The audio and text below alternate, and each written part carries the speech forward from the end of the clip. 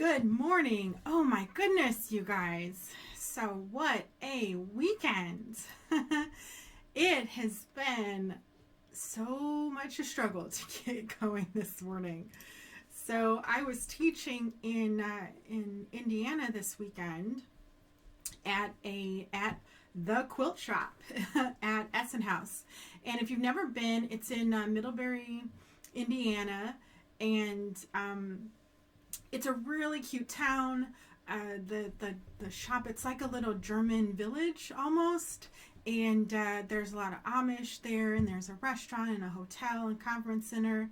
The quilt shop, there's a gift shop, so there's a bakery, there's all sorts of stuff going on. There's miniature golf, so it's like a little mini retreat with a bunch of or a resort. You think of it that way, a little Amish resort.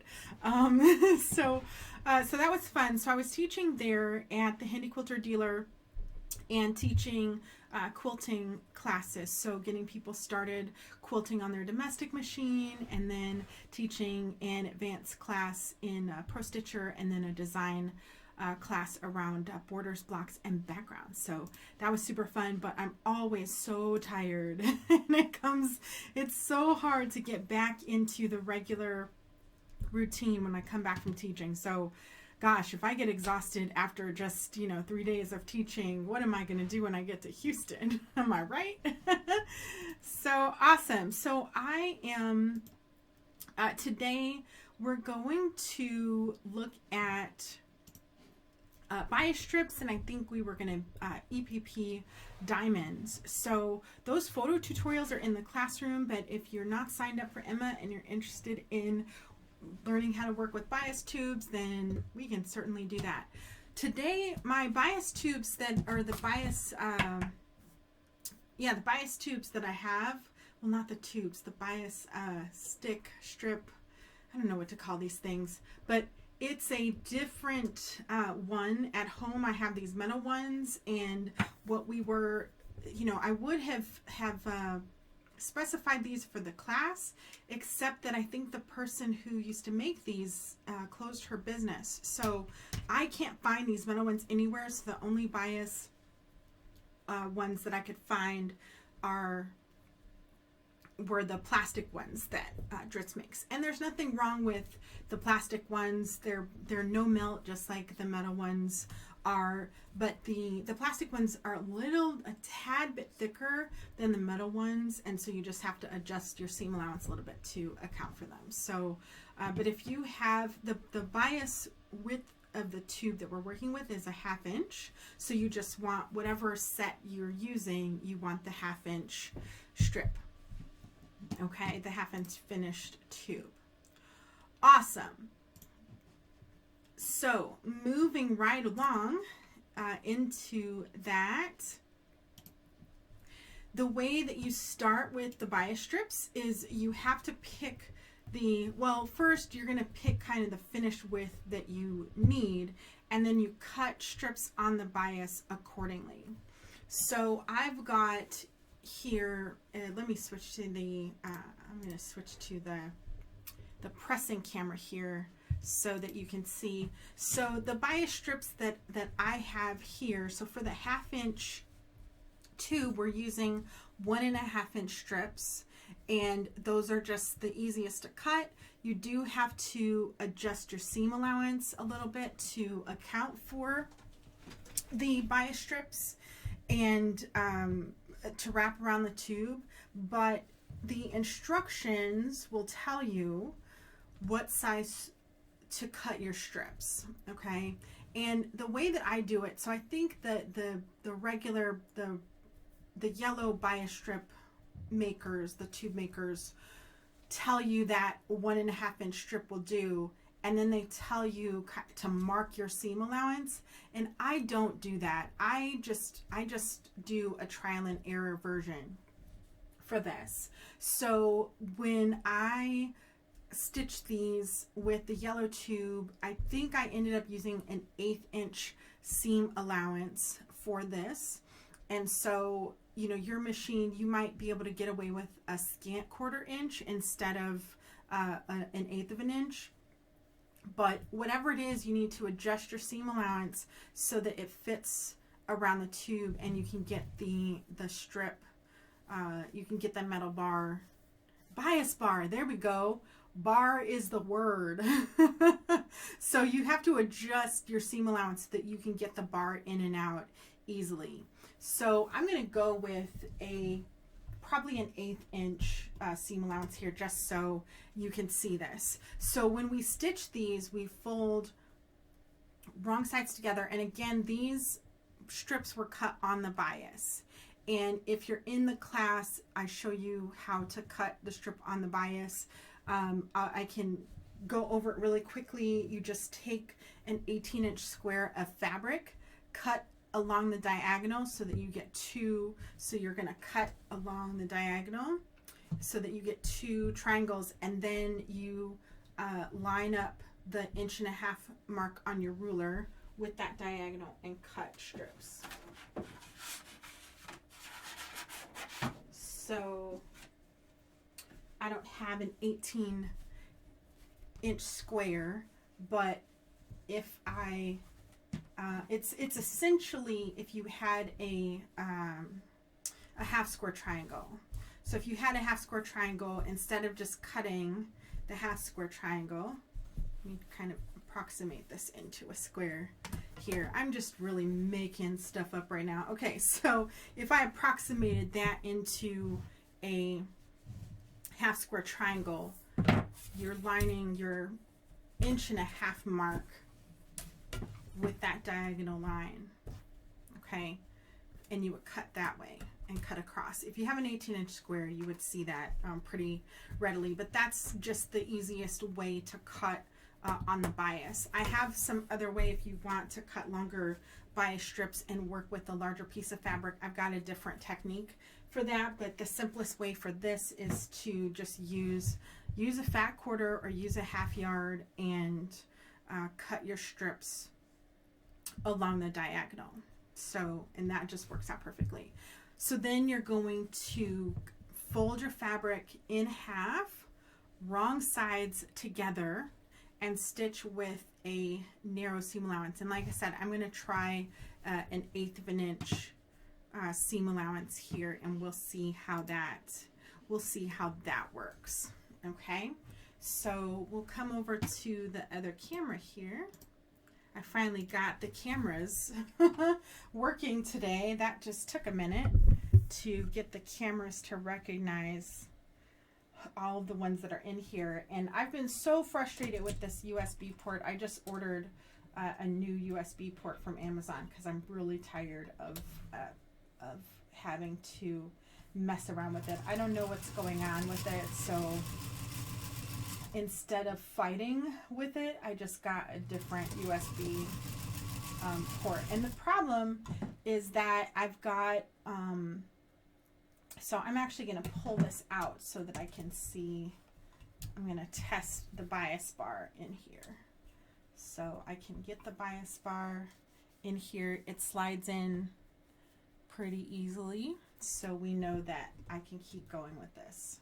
Okay, so you're going to keep going and stitch, you know, give it a test your seam allowance there, and just make sure that you're able to get the bias bar in and out. Just hung up a little bit there with the thread that was caught around the foot. So yeah, so instead of continuing to just mess with the same USB port, my laptop has 2 USB ports, and one is for my mouse, and then the other one, if I want to run more than one camera, I have to have a port for that. So this port seems to be super temperamental. As you're stitching this, just make sure that you are not stretching the strip as you sew. You want to just let the machine feed the strip. Keep it as even as possible, but try to keep your seam allowance consistent and don't pull the fabric. Let the machine pull the fabric in and just gently guide it into the machine. Okay, so you're going to have this strip, this long strip, and then you know me and my spider. Always got to have a spider under here to secure these threads. Okay.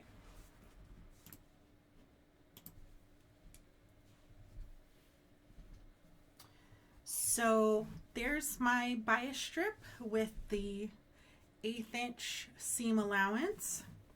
And now I need to, and what you can do too, if you don't want to deal with the little flags at the end, you can just cut those, you can cut those off. They'll get cut off anyway because you obviously don't want that flag, showing anyway. But so you're going to take the bias bar and you need to insert the rounded end of the bias bar into the tube that you just stitched. Okay. And then once you get this started a little bit, you need to roll the seam allowance to the back. And I actually found this a little easier to do on the plastic version. Okay, so you want to roll the seam allowance to the back, but if you try to center the seam allowance, you could, depending on the seam allowance that you use, you could end up with the seam allowance peeking out over the edge. And so I say, put the seam allowance somewhere on the back just so that it's not going to get caught in either edge. So you can see that this is going to be in, somewhere on the back of the strip, but not peeking out over the edge. Okay. And then if you have a strip that's longer than your tube, what I will usually do is just get this mostly onto the tube and then start walking up the rest of the bar. So I've got to roll the seam allowance a little bit more. Okay, so my tube is twisting a little bit. Okay, so you want to make sure that you get the fabric onto the bar and keep that seam allowance. And I'm just pushing from kind of very close to, I'm not pushing from this end, I'm pushing here just so that you can get the tube onto the bar, completely onto the bar. And I'm trying to roll the seam allowance, and I swear that this is easier to do on the plastic one. This metal one is a little bit temperamental, but okay, there we go. All right, so now that I've got the whole tube, so you can see it's gathered up here at the top, and then I have a flat section here. So with this flat section, I can now take my iron and press. And you can do this with the metal bar, and you can also do this with the plastic one. So the plastic one, the yellow one, is a no melt version of this this tube, or this bar. So feel free to press on it. And then what I do is when I get that pressed, I will start to work some of the fabric back from the gathered portion. What you don't want to do is pull from the end. What can happen is, this is bias, so the more you pull this, the tighter this gets. So if you pull from the end, you're going to get to a point where it doesn't want to, it doesn't want to come off the end of the tube. So plus you don't want to stretch it out of the way. So as you work with this, just like you gathered it to onto the bar by pushing close to your previous gather, so you're going to do that the same way and ungather it by pulling your gathers off close to where they're gathered. Okay, so you just keep working that down the tube or down the bar and continue to ungather it and press your tube flat. You can also, if you want to use a little bit of starch to get a better kind of flat pressing, you can do that as well, and just use a little bit of starch for that. So I'm just continuing to work, and we're just pressing the seam to one side here on the tube. Okay, and then you'll get to a point where you can pull the tube out, the bar out completely from the tube, and just finish pressing that, okay?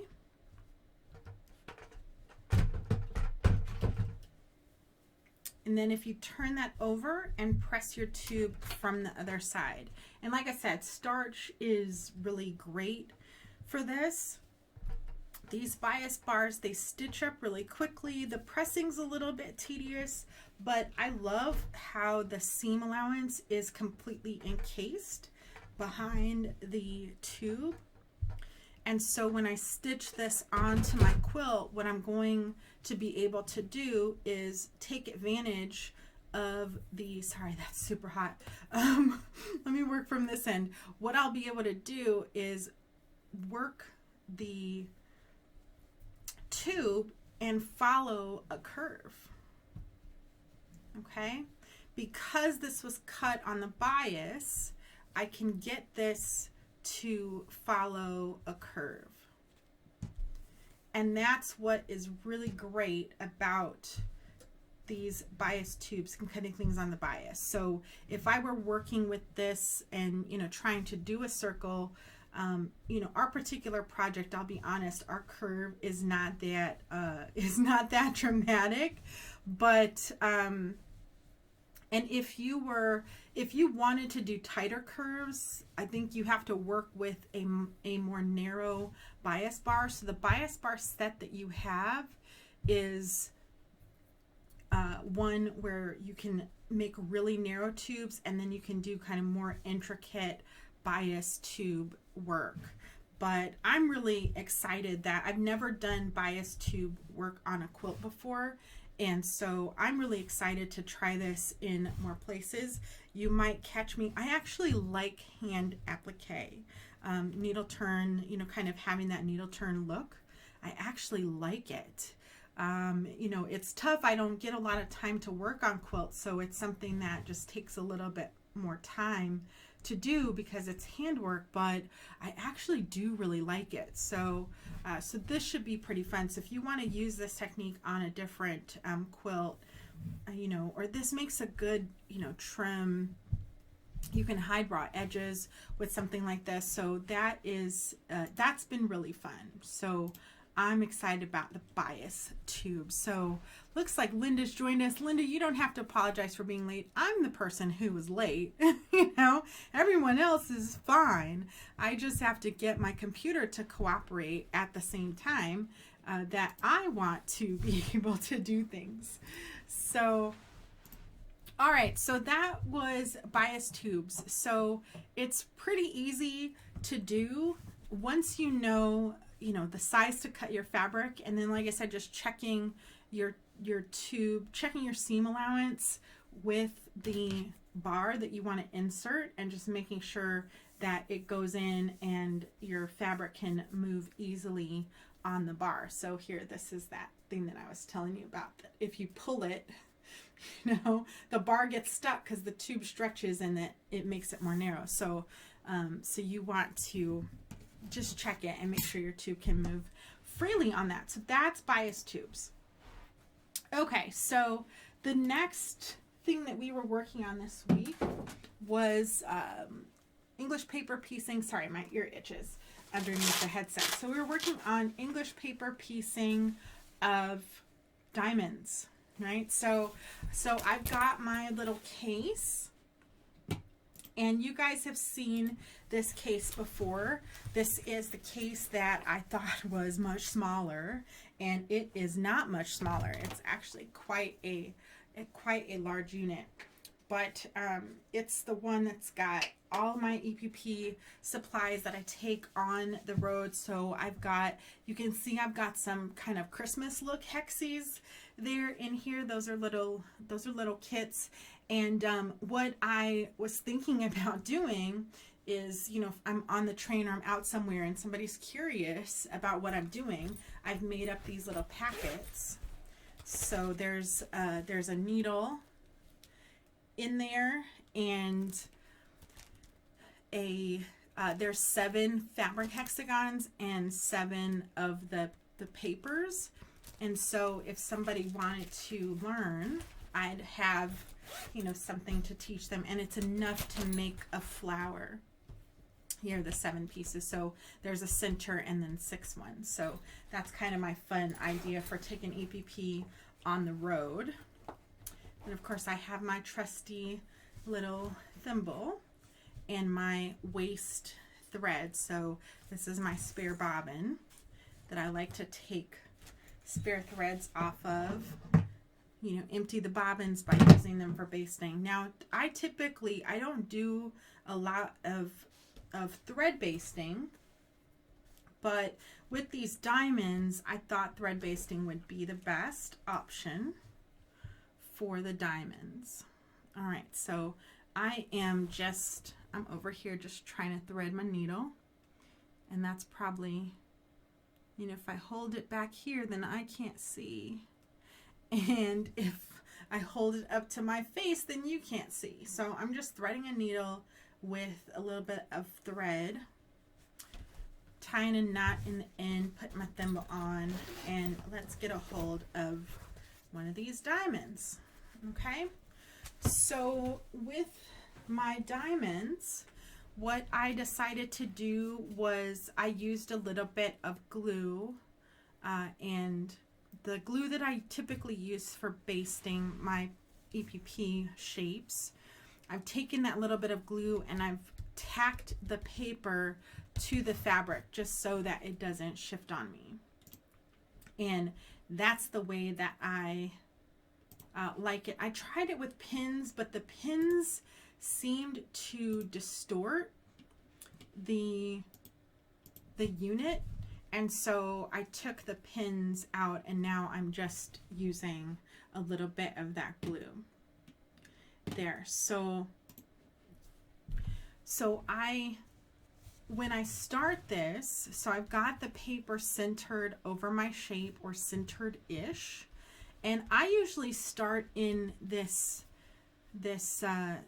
wider angle side because it's a little bit easier to get the unit started. So to do that, I fold down one side over the corner and give that a little press, and then fold down the next side, and that will give me a miter on the end. Can you see that? Or that gives you a miter in the corner. The way that Linda shows you how to do this in the pattern is to just fold the corner in, and then fold these corners. And so you can do it either way. This way leaves a little bit of a gap in the middle, and the way that I do it, it's just one single miter there. Okay, so I've got that miter, and then what I do is let's see if I wonder if I can change this to kind of zoom in. Oh, look at that. So that's kind of zoomed in a little bit. Okay, so I've got that pressed down. Okay, and so now I can insert my needle from front to back near the corner, through the paper and the fabric, all of the layers. Okay, and then pull that through, and then my next stitch is from back to front, catching that little miter that I made. Okay, so that's my first stitch. Okay, my next stitch, I'm just going to continue folding along the edge, and I'll take, I'll move about a ½ inch forward, and my hands are a little slippy. Okay, so, and then from front to back, and so you can see that long stitch on the front, and then I'll just take another small stitch next to there. So this is just like basting, EPP except, or EPP hexagons, except that and now my thimble's even slipping off, except that your side, because it's a longer side, it probably needs a little bit more of a, it needs more stitches in the side. Okay. So I keep going like that, except that now I'm approaching the corner, and this is a really narrow corner. And so with this one, what I want to do first is fold down the tip. Okay. And if you fold down the tip too far, you'll actually get the, can you see how the paper is kind of sticking out there? You see that little dot there? So that's kind of being pretty aggressive with folding down the strip. But you're going to fold that flap down and then push the side that you're sewing, you're going to push that over, and then the side you haven't gotten to yet, you're going to fold that over. And it can take a little bit of manipulation, and sometimes, you know, it doesn't want to, you know, wrap all the way. It does make for a thick corner, but I'm just really trying to secure this down.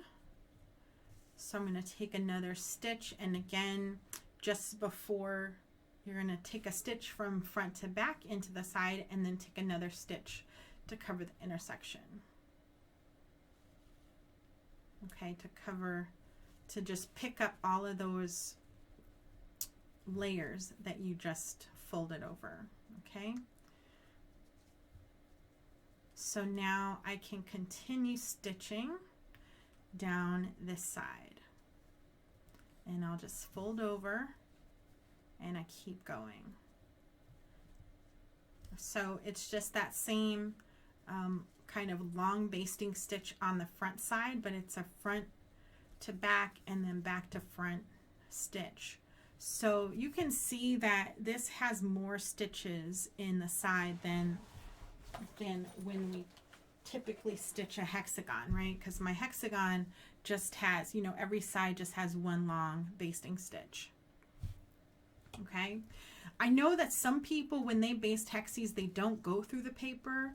They just hook up the edges. What they'll do is, you know, take a stitch here and then take a stitch here. They won't go through the paper. They'll do everything on the back side. And that can be fine for hexagons, but I think for diamonds, I want to make sure that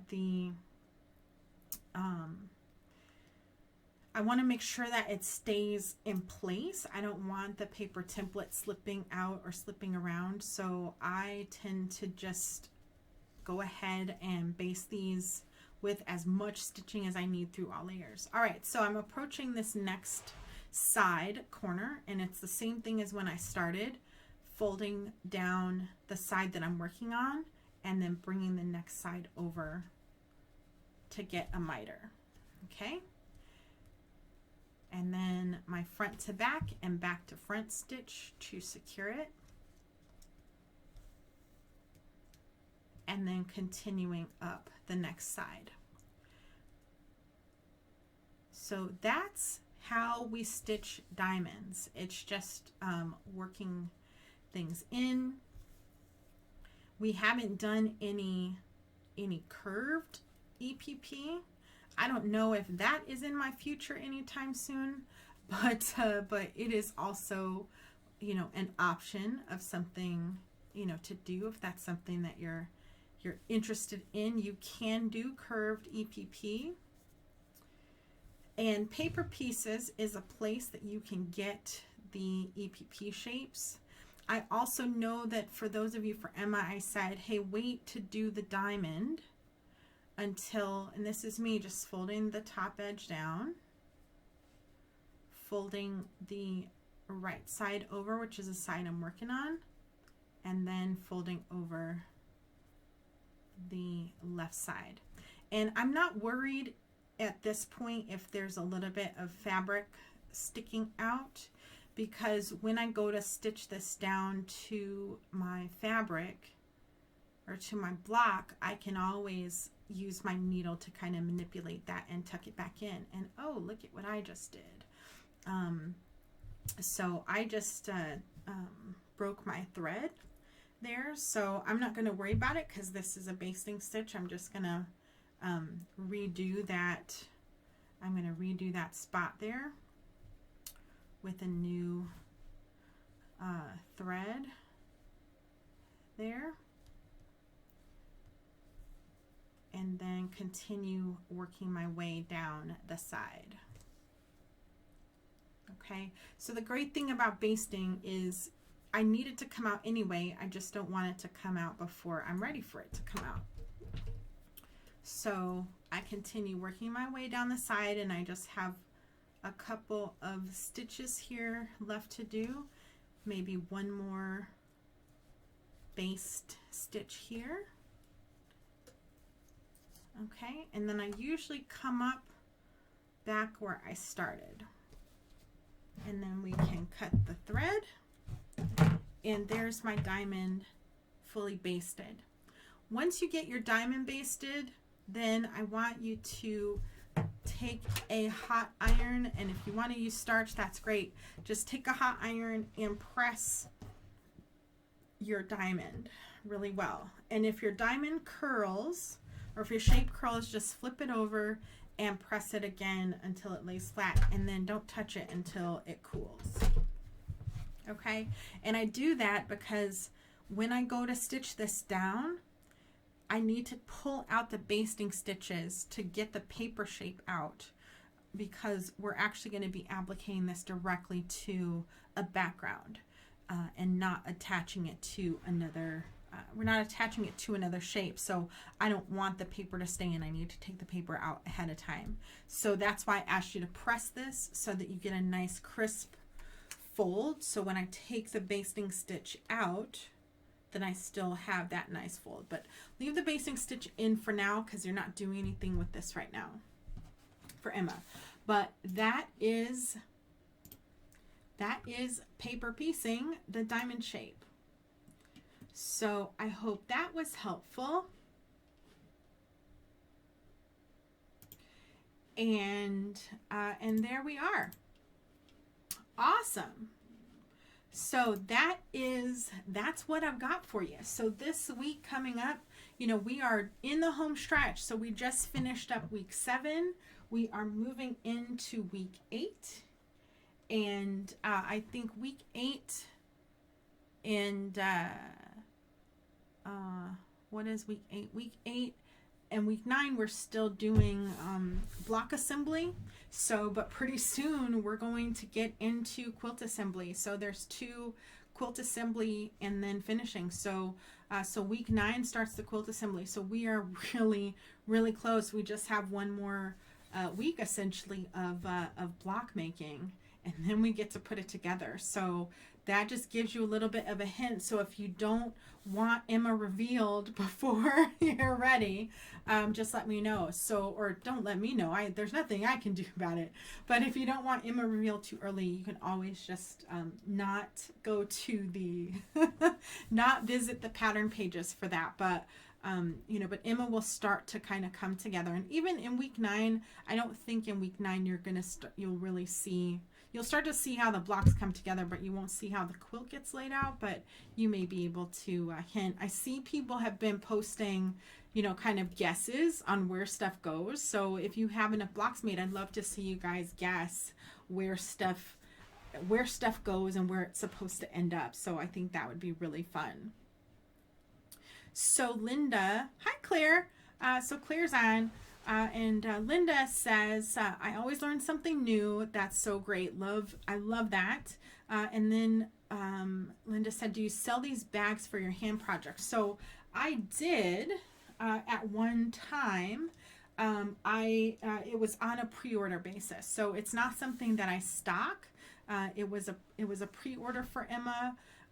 So you can't get them on my site anymore. I think I took them down, because it's something where, because it's a special order and I don't stock them, the place that I get them from has a minimum order. And so, I have to be able to order something. And so sometimes that can take a little bit longer to come in. So I turned off the ordering for that, but it's a Yazzie bag. So you should be able to find it. You might be able to find it like on Amazon, or Fat Quarter Shop might carry them. Or you can ask your local Qult shop too, if they will order that craft bag for you. Okay. Awesome. So this coming week, I think our webinar can go back to Saturdays at 10 o'clock. And again, I just have to get up. I've got to get up a little bit early in the morning. But, this weekend I was just super tired coming back from teaching. So it took me just a little bit to get going. Also, the other thing, so I won't blame it completely on teaching. The other thing that I will blame it on is Sherlock. So have you seen this? I think it's a Netflix show.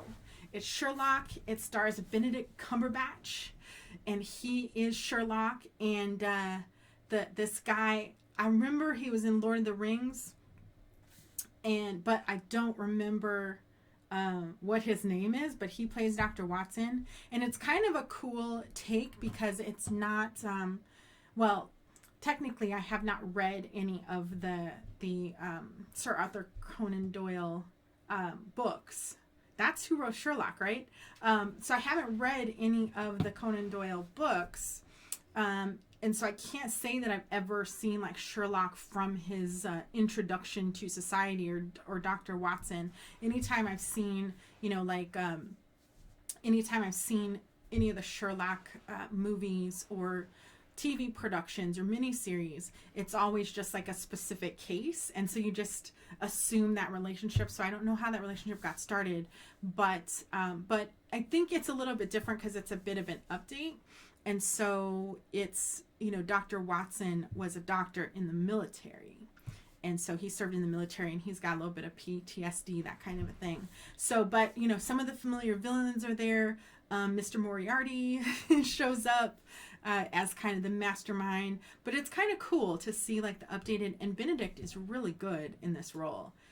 He's pretty awesome. So if you haven't seen it, that's a show that I'm currently binging. And so because of that, I have to say, I also stayed up a little bit late so I could watch the season finale of Sherlock. And then I watched the season finale and I was like, no, wait, he can't be, what?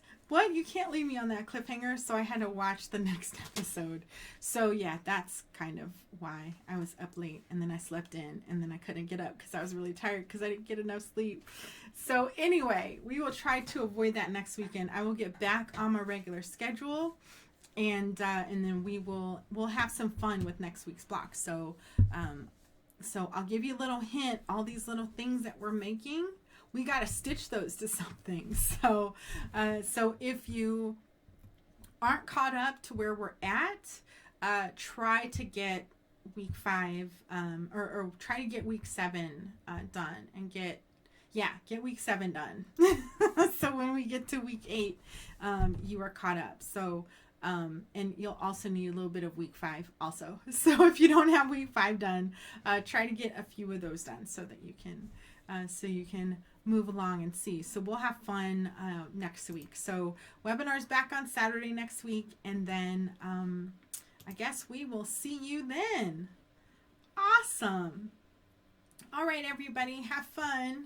I'm going to head over to the studio and do a little bit of sewing today, get some orders shipped out, and and just have fun. So I hope you get to have fun stitching out the rest of your weekend. Bye, everyone.